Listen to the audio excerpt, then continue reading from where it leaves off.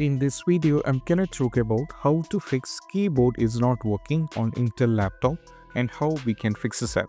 So if we're going through any kind of an issue, generally if the keyboard is not working, unable to click them in general, and this is what we have to do.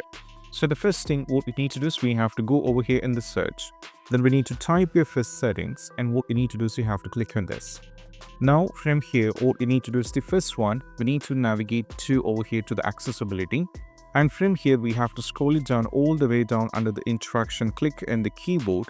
And from here, make sure the sticky key is actually turned off. The filter key is also turned off, and also make sure the toggle key is also turned off. Once you've done this, you have to close this over here. Now from here, we need to go over here, type here for device manager. Then what you need to do is you have to click on this.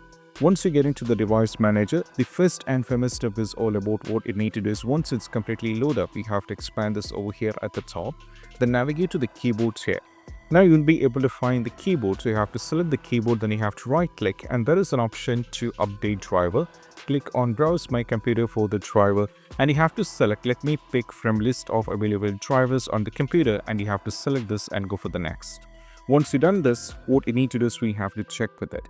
Still, if it's not working, then what you need to do is we have to just go over here. Then you have to right click and go for uninstall the device.